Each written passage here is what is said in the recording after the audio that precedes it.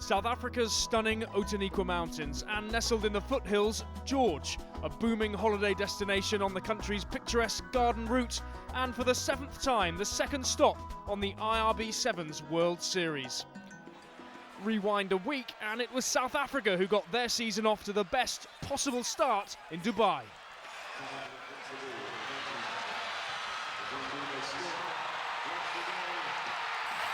He's not only kicked the conversion, he's kicked the greatest drop goal in the history, surely, of IRB Sevens Rugby. The breakaway comes with Aplon. Aplon against Barrett. Aplon goes. This could be the deciding moment. This could be the triumph. Aplon will take it round under the post. What on earth was he doing? Passing it. What was he doing? The try is given by Rhino Benjamin. Gold in Dubai, but the Boks still searching for that elusive home title.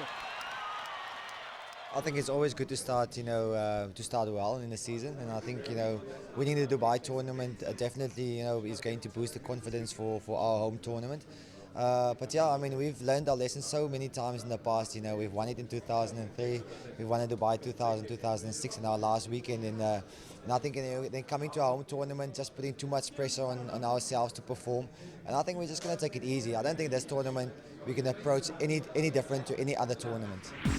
20 points already and at the top of the early standings, but South Africa well aware that in 10 years of trying, they've never won their home tournament. And the likes of England, Fiji, Samoa and New Zealand are all snapping at their heels to make up that early deficit.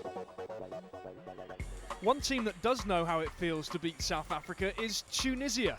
Making their first appearance this season in George, they were the surprise package at the last Rugby World Cup Sevens. That's it. Tunisia have beaten South Africa. What an upset. Recently qualified for next year's World Cup in Dubai, they're confident of similar heroics. We want to go to the World Cup not to participate. We want to go to the World Cup to compete. This tournament will put a lot of things in perspective for World Cup. It will give us a good base to work from, and it will tell us exactly where we are. Watching the tournament last week, I was amazed. Sevens from last year to this year, it's just gone up a gear. All the teams are improving, and you can feel that it's World Cup year. Well, taking part in the World Cup is the ultimate achievement for any player. It's a great feeling for the whole team to participate in such a huge event. This team is young, everyone is excited and wants to perform at the next World Cup. Qualifying was a great achievement. We're proud to be participating in this, our second World Cup. The North Africans were the 24th and final men's side to qualify for the Showpiece tournament in March, and after more impressive performances notched up between World Cups, including a few giant killings, they arrive in George with plenty of self-belief. We've had a very good year. We've beaten France a few times, we've beaten South Africa's emerging Bok in the final in Morocco. We don't get that opportunity to play against the big teams that often. This is the arena where you need to be tested. This is the arena where we want to be tested. So for these guys, this week is huge. We don't have the easiest draw. We play against two of the top 4 teams of last weekend in Dubai. But at the end of the day, it's not against who we play, it's how we play.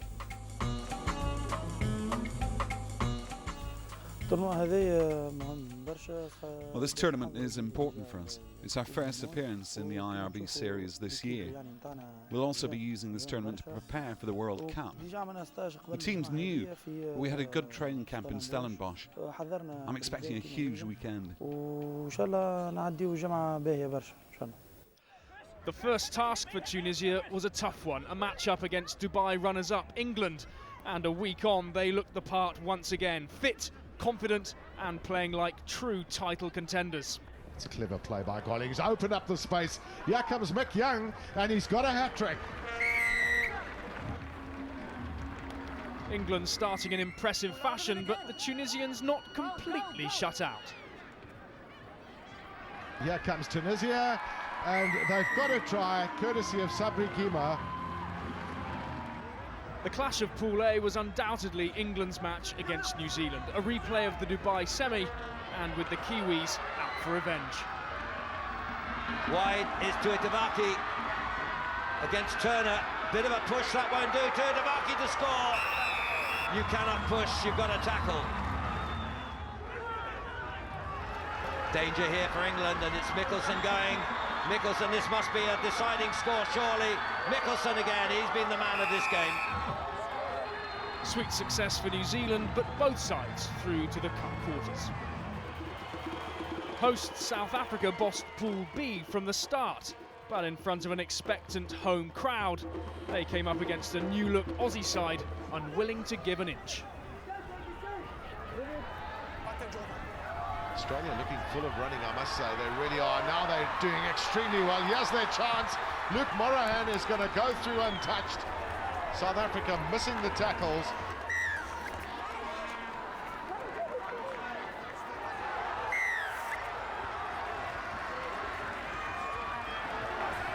Yoza with a quick take. Upline, now they've got numbers. Surely they've got a chance here now. The big chase, they won't catch Dysel, surely. Desperate lunge there, and he's going to go over between the sticks. See Paul Delport's on as well with the pass. Now Dysel, the cross kick. Which way does this bounce for Aplon? Safely so. Superb kick across field. And the perfect bounce. Wonderful play, South Africa. Paul True's side safely through to the last 8, but who would follow them there? Michael O'Connor's Australia or the USA? Good work here for America once again. Malifa. Well, look at Malifa. He's bamboozled a lot of them. Oh, that's a good cover tackle. Good pass up for a diving Chris Wiles. Good ball from Malifa. Can America pull something out here? It's Wiles. Now Scriven. Scriven needs to hold a man off. Does so! With Waisale Serevi back at the helm of Fijian Sevens, hopes are again sky high. Not that Zimbabwe afforded them much in the way of respect. Oh, he's done well. But then a poor pass from him. They kick forward now. Who's got the legs is the question. Here comes the big chase. An excellent little chip through. And I think they might just have finished that off.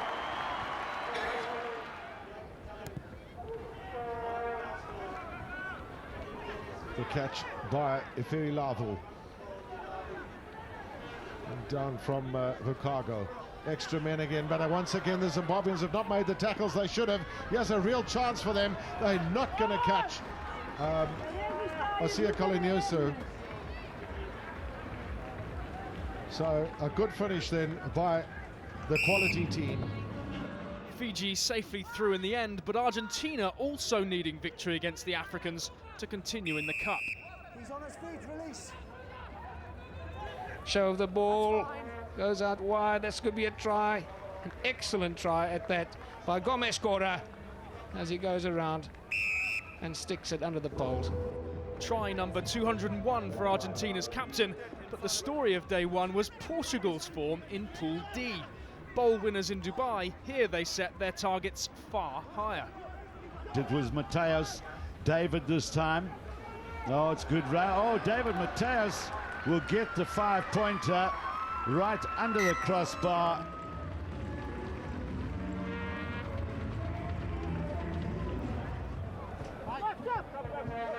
Unmarked. No problems. Play on, says the referee. David Matthews goes for glory with a handoff. This could be the moment that sees Portugal beat Samoa for the first time.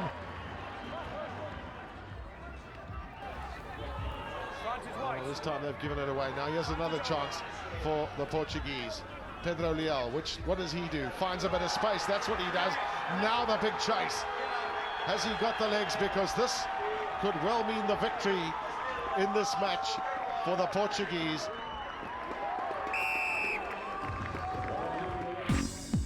Portugal unbeaten in pool play for the first time and through to face Argentina in the last 8. Elsewhere, a daunting challenge for the USA, an all-Pacific Islands showdown and a replay of the Dubai Cup final. Now, though, it's time to get those anoraks on again as we test your 10-year knowledge of the Sevens game. The question this time, how many tournaments have South Africa won in the World Series to date? Is it A, 21, B, none, or C, 8? The answer to that and much, much more after the break.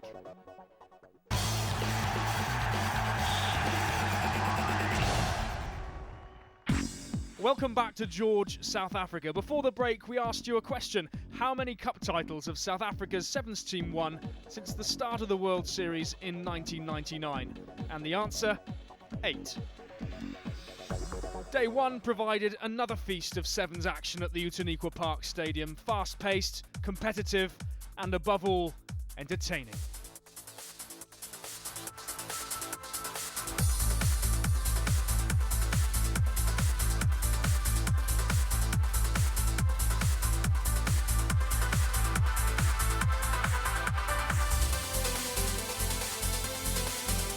It's the kind of sporting action and international flavour you'd think would be ideally suited to the Olympic Games.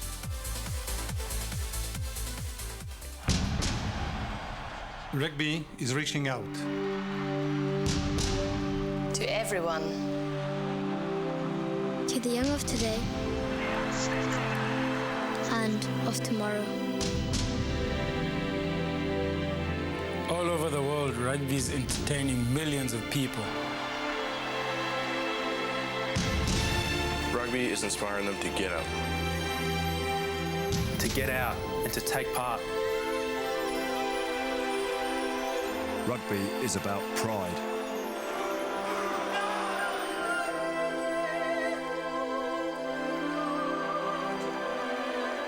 Rugby is about teamwork.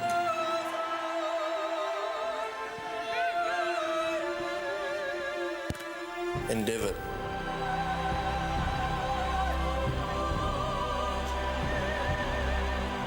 Strength and agility.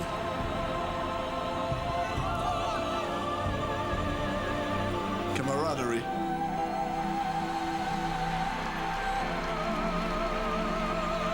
Fair play.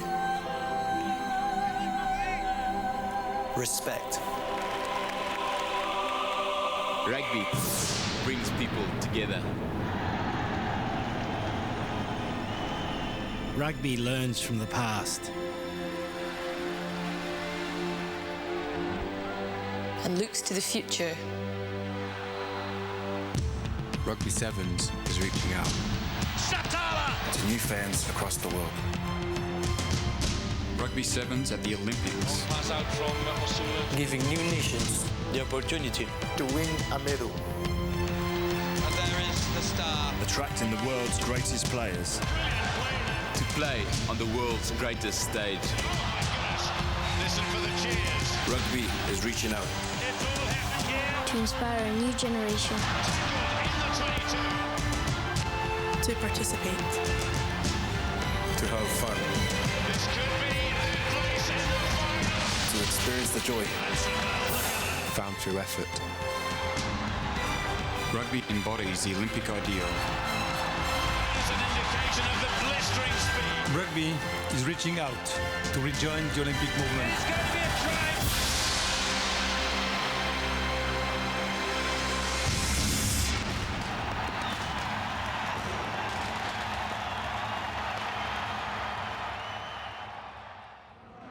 Back to the George quarterfinals, and in true Olympic spirit, no fewer than 5 continents were represented. New Zealand against the USA first up, and the defending champions quickly into their stride. It's 26-7. We've a minute and a half remaining. Raikambula. Here's the new youngster, Nanai Williams. He's impressed already and does so again. Portugal couldn't repeat their day 1 heroics, the Pumas taking full control in their matchup, including a hat-trick of tries for one of the weekend's joint top scorers. And already there's a good start here. Excellent running here by Gonzalo Camacho, and he's gone all the way for, again, one of the real tries of the tournament. We've seen some great individualistic efforts. That's another one.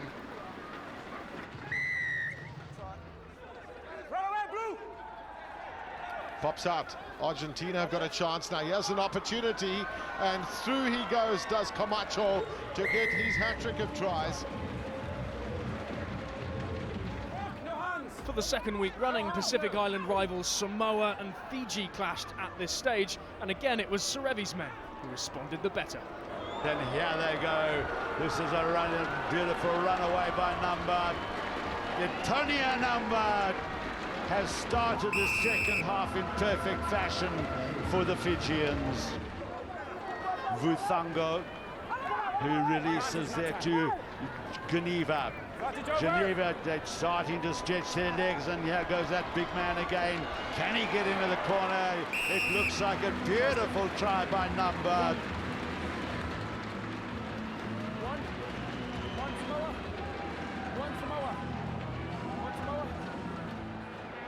The pick of the bunch, though, proved to be the rematch of Dubai's final. A much improved England against the South African side, juggling equal measures of home support and pressure. Zwandili stick, could be an overlap here.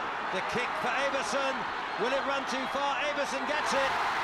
What an opening. Beautifully constructed try. No doubt about it. South Africa turn it over. Averson. Nice pass out of the tackle. That was a beauty. It's 2 against 1, and Damu covering back hard. And again it's Daisel. Still Maisie running, and the lovely cross kick. Oh, that's a beauty. They can't fail here. Absolutely classical play and vision from Daisel as Reino Benjamin gets the second score for South Africa. Oh, he slipped it. Could be a chance here with Biggs. He's quick. Gollings trying to set Vickerman free. Nice offload to Nicky Young. Young's going to score. He'll try and take it round as far as he can. Very good sleight of hand there. Very quick, sharp passing. Excellent finishing to bring England back into this contest. Bok captain Zwandile's stick extended the home side's lead before England's late charge came through Izoa Damu. But it was too little too late. The Boks through to the semis.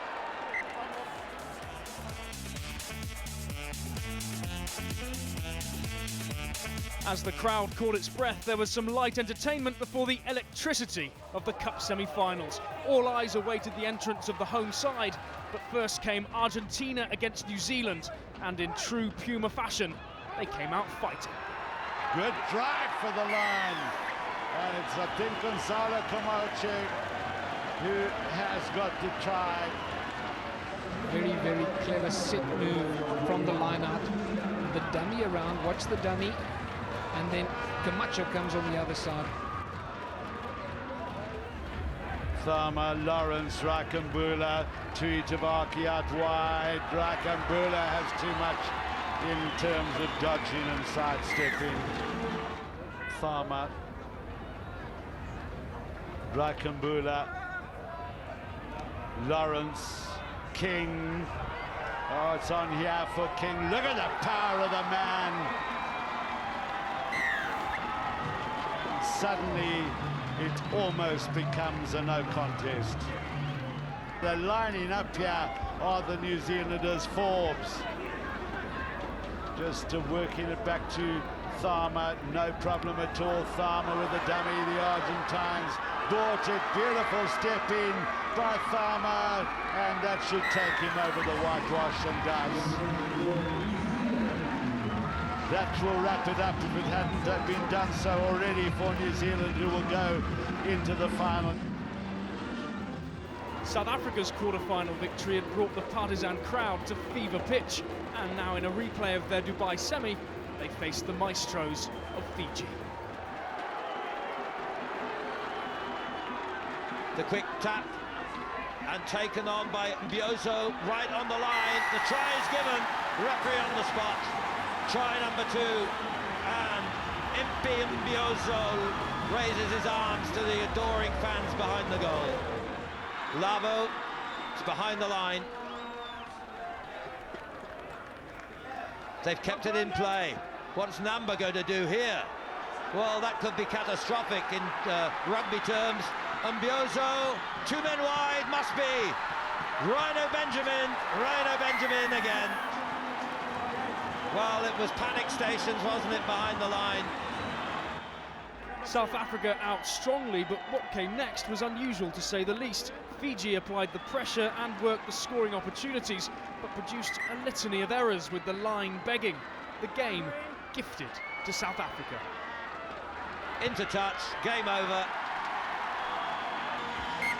That's a very impressive win by South Africa by any standards.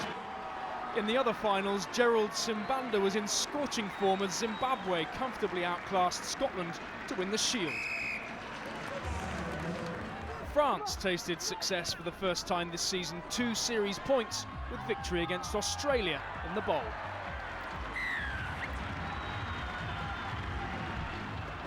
And England took the plate and 8 series points against the surprise package of the weekend, Portugal.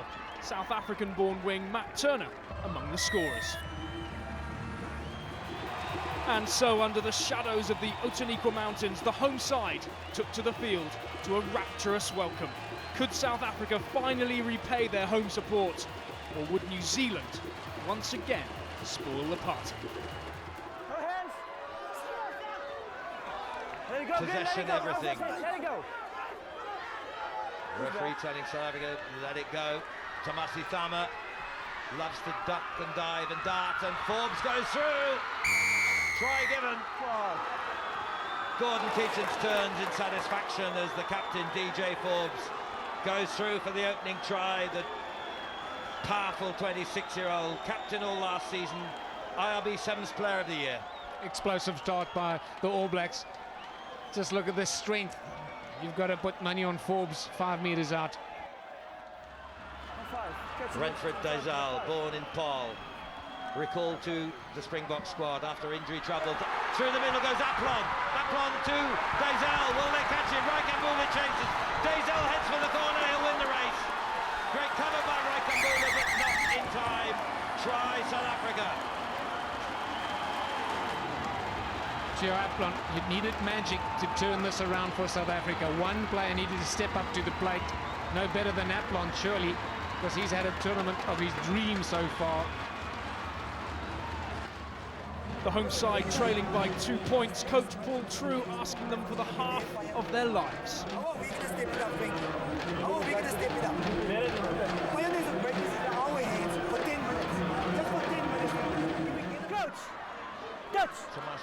Engage, hold. It's Khan against the head. Zwandili. He's got that, he scores! Zwandili's done it!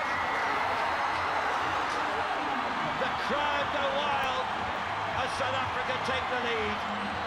Well, the master stroke in the set piece for South Africa.